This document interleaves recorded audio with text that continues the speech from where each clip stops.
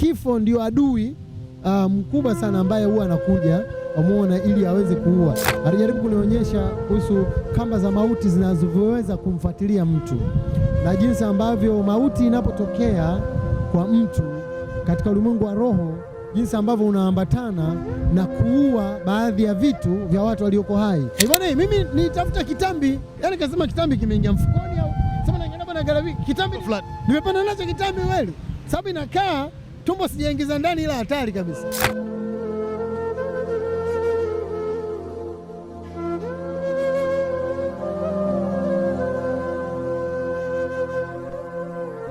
Kiatu chetu cha kile cha dhahabu na ndio kimenipa jina la MC wa dhahabu. Sasa ngoja, kwa sasa sio MC wa taifa tu, ila ni MC wa dhahabu.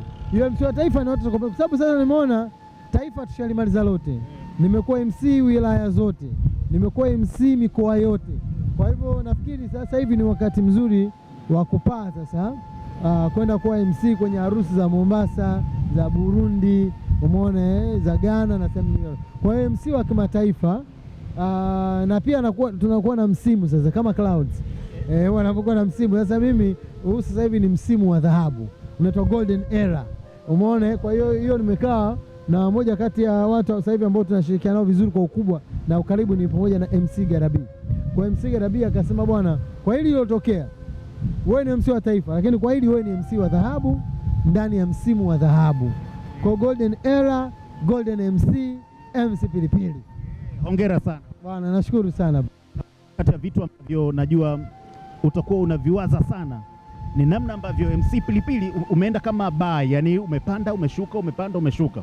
Kuna kipindi Pilipili ulikuwa juu kuliko MC yoyote Tanzania. Ni kweli. Kuna kipindi kama ukapotea kwenye game. Ni kweli. Hem, tusimulie kipindi upo juu, maisha yalikuwaje kuanzia wewe binafsi, familia na washikaji zako, na ulipo drop na sasa kwenye hii Golden Era. Utuambie ambavyo maisha yanaendelea. Okay, mimi unajua maisha yangu yalikuwa hayana tofauti na maisha ya Diamond Platinum. Yani mimi mara zote huwa nilikuwa napenda kujiita Diamond Platinum wa UMC au wa comedy. Since then, yani ndio mabadiliko, lifestyle, aina ya magari, sehemu za kukaa, treatment kwa familia, maisha kwa ujumla, lakini pia show za sehemu unazoenda, mlundikano wa show. Sababu kimsikiliza tu hata MC Garabi mwenyewe anasema MC Pilipili ilikuwa yani una kazi kuanzia Jumanne, Jumatano, Alhamisi, Ijumaa, Jumamosi na Jumapili, na ni nchi nzima. Unaona ni nchi nzima. Upatikani kirahisi MC Pilipili. Kabisa, ilikuwa sio rahisi kabisa. So poa. Na kabla ya mimi ilikuwa haijawahi kutokea MC on the King. Lakini pia hata ma-MC waliokuja bado hamna MC ambaye amesha kufikia kwenye level hiyo ambayo nilikuwepo paka hivi sema ambayo nimerudi. Moja kati ya kitu ambacho kilinitingisha hapa katikati ni pamoja na msiba wa mama yangu. Na kuanzia pale na ndo tuliona mabadiliko pale. Yes. Kweli msiba wa mama ulipotokea, kwa kweli mimi nafikiri I've never been happy. Sijawahi kuwa na furaha tena toka mama afariki. Pale sasa ndio nilikuwa sasa hivi sasa ndio nina ile furaha ya kweli, yani furaha ya dhati, unaelewa yani furaha ya dhati. Na pia kuna wingu fulani naona kama limeondoka, ila pia naona kama kuna ukuta fulani umevunjika. Kwa sasa hivi sasa unaona kumbe Kinondoni hapo sisi kumbe una mashabiki wengi. Unaona mimi mfano tu hapa mimi nilivyovaa, nilikuwa nina tai ile nilipewa na jamaa anaitwa MC David Nkia, amenipa tai 10. Ili shati amenipa dada mmoja nita Unique Store nini sijui huko. Jinsi ile dada mmoja anaitwa Febronia sijui. Viatu amenipa Atuza. Umeona nilipa jinsi ndio nilipa pia zawadi ya boxer. Sasa vyote hivi yani you get it from the people, yani kutoka kwa watu. Yani ni kama vile unavyoona Clouds kwamba ni redio ya watu, ni watu ambao wanafanya.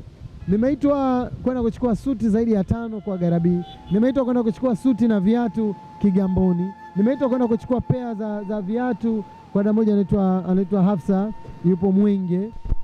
Katika maisha unapokata tamaa, mara nyingi unaanza kuangalia chini. Ndio maana kitu cha kwanza, inua uso wako. Cha pili, futa machozi yako, kwa sababu huwezi kuona kama una watu. Kwa hivyo ndio nisema I didn't know, mimi nilikuwa natembea Dar es Salaam, nafikiri sina tena watu, kwa sababu wakati mwingine nilikuwa na concentrate na watu wasionipenda, na watu ambao labda ni maadui, au watu ambao tu kuandikia komenti mbaya, mpaka wakati mwingine unaamini kwamba vile wasemavyo ndivyo ulivyo. Kumbe sivyo kabisa. Una watu wengi wanaokupenda, nina watu wengi wanaonikubali. Kuna watu wengine ambao wametuma pesa tu nipate suti kutoka Canada, umetuma pesa nitoke suti kutoka Washington DC Marekani, na ndiko ambako nimealikwa of course nipeleke kiatu cha dhahabu Marekani, Washington DC bwana. Kutoka kione bwana, kiatu kinapanda ndege bwana. Kile kiatu ndo kimeleta mabadiliko kabisa brother. Yaani na sijajua ni kwa nini Mungu anatumiaga watu wasiosoma. Mungu unajua hapo ndo anapishana na watu wa mamlaka, na mamlaka watasema leteni vyeti vyenu, wataangalia uwezo wako.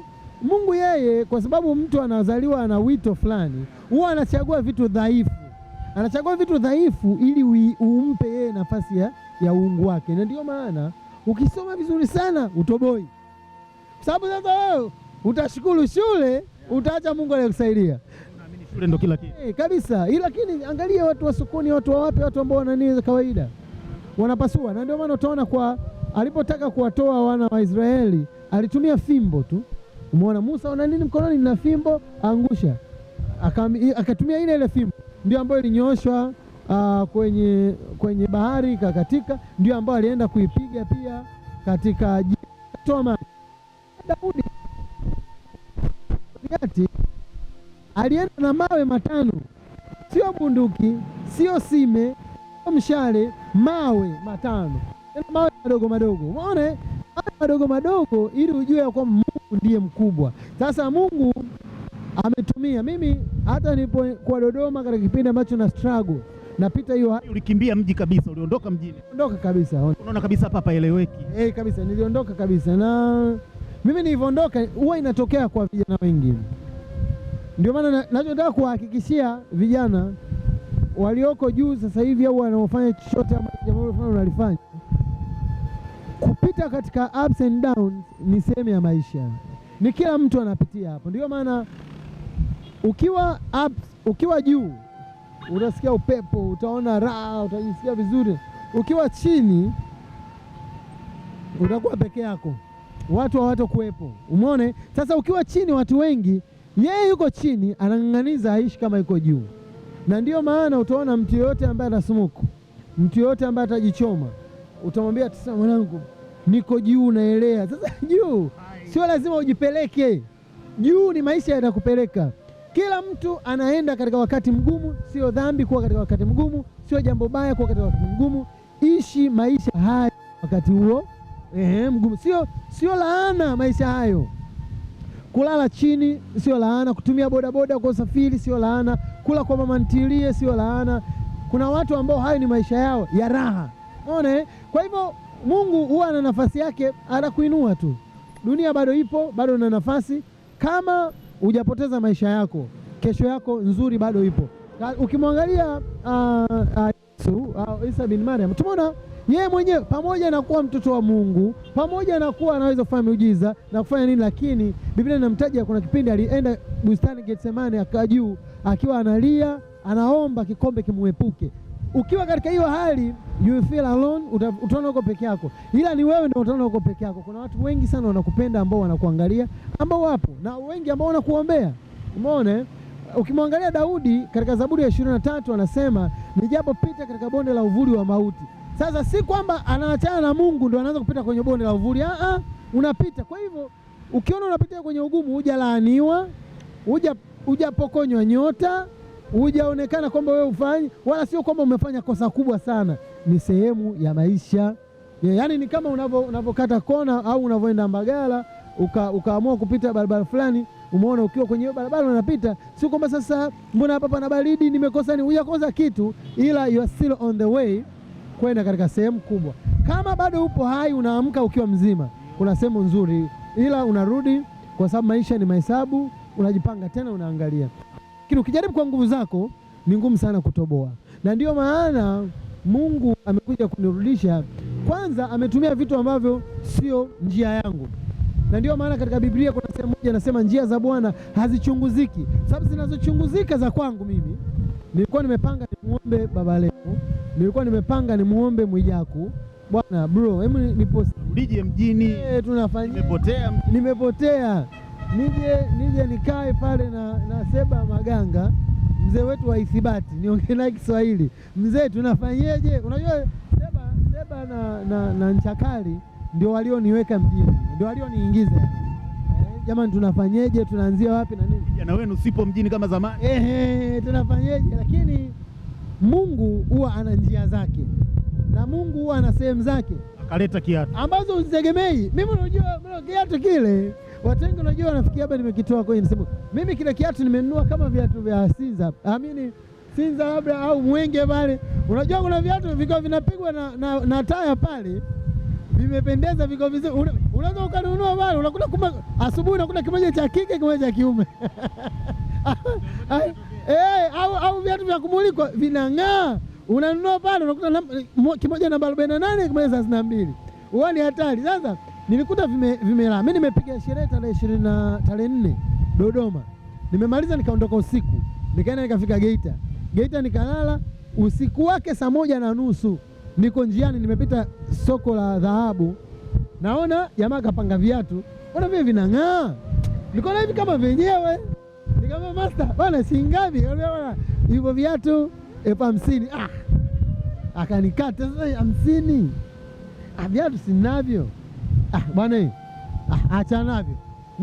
Nilipotembea kama hatua 5 hivi, leo kaniambia chukua hivyo viatu. Nilikuwa nataka kuviacha. Na ndio maana kuanzia leo na kuendelea nimeanza kuheshimu sana sauti ya pili. Katika maisha ipo sauti ambayo inakwambia ufanye nini.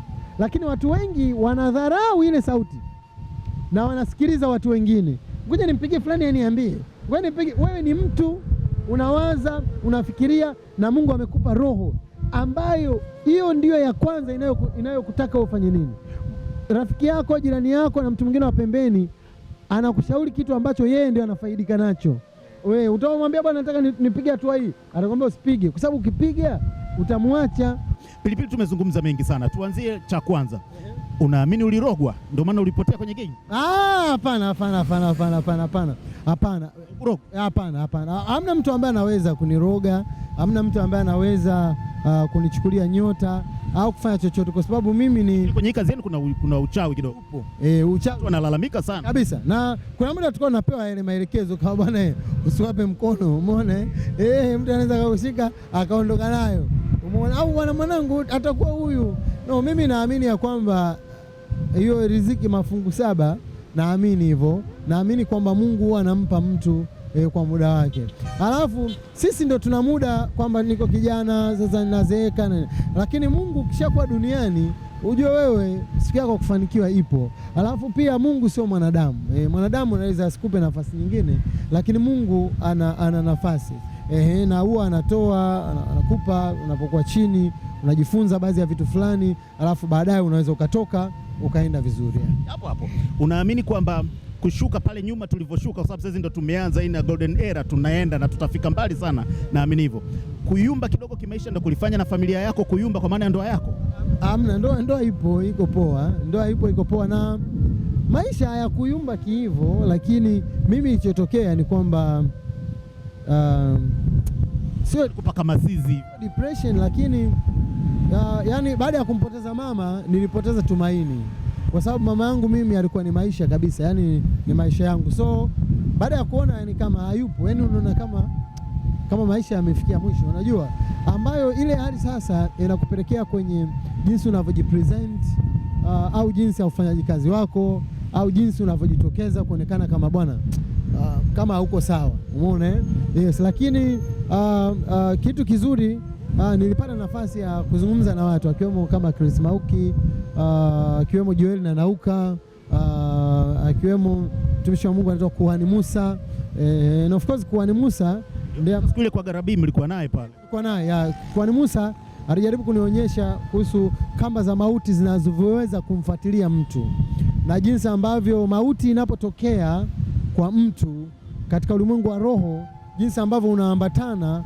na kuua baadhi ya vitu vya watu walioko hai. Na ndio maana utaona watu wengi sana, labda baada ya mtoto wake kufariki na yeye labda akafukuzwa kazi, jambo fulani katokea hivyo, au bwana fulani baada ya mke wake alivyofariki na yeye akuchukua raundi na yeye akafariki, kwa sababu kifo ndio adui mkubwa sana ambaye huwa anakuja amuona ili aweze kuua. Kwa hivyo kuhani Musa ni moja kati ya watumishi wa Mungu ambaye toka mwanzoni nijenga vizuri sifa kwenye kiroho, lakini pia akaniambia, na ndio maana mtu yeyote anapoona na face depression au una face hali ya kuwa down, jambo la kwanza ambalo unataka ulijue, kwanza unamhitaji Mungu. Unamhitaji Mungu ili ujue ya kwamba lipo tumaini na ipo kesho nzuri, na ya kwamba Mungu anaweza kuinua kitu kilichoko chini. Kwa hivyo no matter upo chini kiasi gani, ya kwamba Bwana anaweza akakurudisha kwenye nafasi ile ile ambayo wewe unahitaji. Pilipili, nipe MC wako watatu kiachana na wewe, wanoma kabisa. Najua Garabi hatakosa kwenye listi yako. Garabi hatakosa, MC Luvanda hatakosa,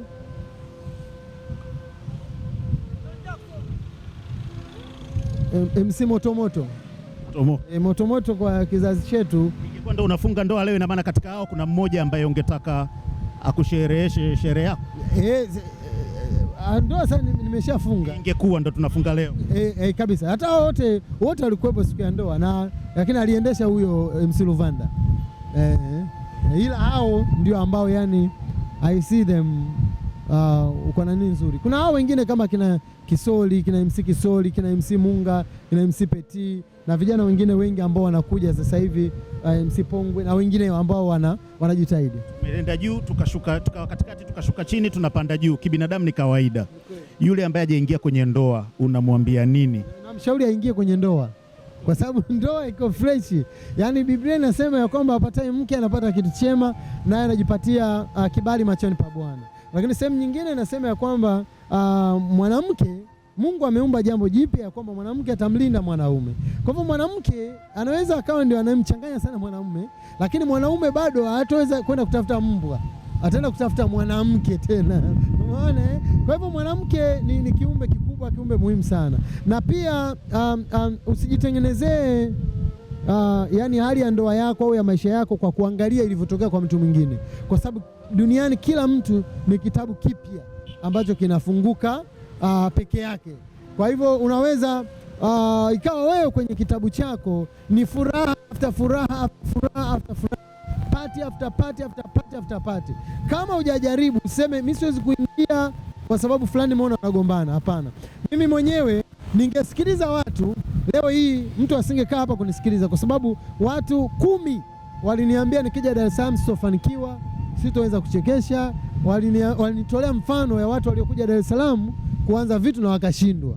Mimi niliamua nikasema mimi nataka kuwa mfano mzuri. Ndio maana kwa sababu yangu mimi leo hii tunaona kina Koi Mzungu, kwa sababu yangu mimi tunaona kina MC Motomoto, kina MC Kisoli, tunaona wengine ambao hata wengine hawajaniona, lakini wanaambiwa, mtu anasema nataka kuwa MC Pilipili, kama nataka kuwa MC kama nani? Kama MC Pilipili. Au mama yake anambia muangalie MC Pilipili. Juzi nilikuwa naongea na fundi wangu mmoja yuko Marekani, anaitwa Mary. Anawaambia watoto wake, anaitwa Sara anawaambia watoto wake kuweni kama MC Pilipili. Watoto wako Marekani lakini wanafundishwa tabia kuweni kama MC Pilipili. So usiogope kuingia katika jambo au biashara fulani au shughuli fulani kwa sababu tu fulani alitangulia akashindwa. Pengine wewe ndio mzuri wa hilo jambo. Naomba tuseme kitu. Umeona kwenye ujio wa sasa umeambatana vizuri kabisa na Garabi. Ni mtu wa aina gani? Kwa ufupi sana tumalize hapa. Garabi ni mtu wa aina gani? Garabi ni MC wa kizazi chetu. Yaani tuseme is a president of our generation, of the generation. Yaani unajua ukitoa MC ambao alitangulia ukaja kina Haris Kapiga, sababu Haris Kapiga naye ni kitu kabisa. Sasa Haris Kapiga ndiye akamtengeneza MC Luvanda. MC Luvanda akawa na kizazi chake. Sasa MC Luvanda ndiye akawa nitoa mimi. Umeona? Mimi nikaendelea pale. Sasa mimi baada ya mimi ndio alifuata Garabi. So Garabi tunasema ni baba wa ma-Gen Z. Yaani Garabi ni kikwete fulani hivi. Yaani anaweza asiwe kama Nyerere, kama sisi, ila ni kikote fulani hivi, yani ndio kama mafuta tasnia, ndio rais wa Gen Z wa ma MC ma Gen Z, yani ma MC fulani. Ndio maana hata mimi mwenyewe unaona ameniwasha, yani unaona amechukua piga zile tukiziweka zinakaa. Bwana, mimi nitafuta kitambi, yani kasema kitambi kimeingia mfukoni, au sema naingia bwana garabi kitambi nimepanda nacho kitambi kweli, sababu inakaa tumbo sijaingiza ndani, ila hatari kabisa. Yani hatari, sababu suti zinaangaliwa vizuri, unawekwa kwenye vitu vizuri. Alafu sasa hivi watu wengi si wanaangalia content kidogo, lakini wanaangalia details a lot. Yani MC sasa hivi ni viatu, MC ni nguo, MC ni aina ya suti, umeona, MC ni mnyoo, MC ni perfume, unaelewa yeah. So nashukuru kwenye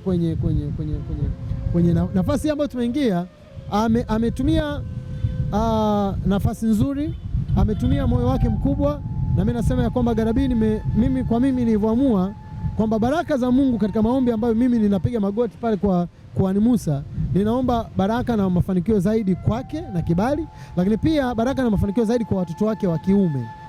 Mungu awainue wale Gara Boys. Mungu awainue, Mungu awafanikishe, Mungu awafanye kwenye kila wanachofanya wafanikiwe, walindwe na kila kitu. Na nimwambia kwenye ile furaha aliyonirudishia, kama nilivyosema ya kwamba sikuwahi kuwa na furaha kama hii nilionayo leo toka nimpoteze mama yangu. Nilipompoteza mama yangu na imekuja kurudi baadaye. Nyingi za hapo katikati zilikuwa zinasababishwa na vitu fulani, labda itaongezwa na jambo fulani au utasikiliza kitu fulani na nini na nini.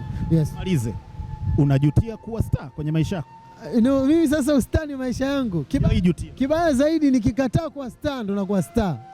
Ndio maana kipindi hichi chote hata ambacho nilikuwa sisikiki, nilikuwa naojiwa, unakutana na watu, jamani nakuona kwenye TV, kumbe mimi sijaonekana kwenye TV zaidi ya miaka 5. Lakini tumekuona kwenye TV, maana yake that's your life. Yani kuna aina ya watu ambao sisi hatutafuti maarufu ndio unaotafuta sisi.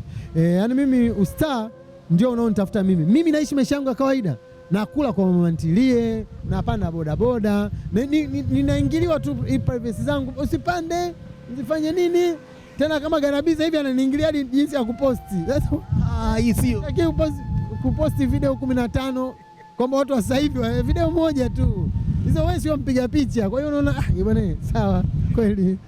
Mwendo wa kizazi hiki twende vile kizazi hiki kinasema. Kabisa, kila kizazi tunasema kila zama ina watu wake. Hao wanatoa kama kanyaga hapa nenda hapa na tumeondoka kabisa. Mimi nakushukuru sana kwa time yako. Hamna noma. The Page. Information is life.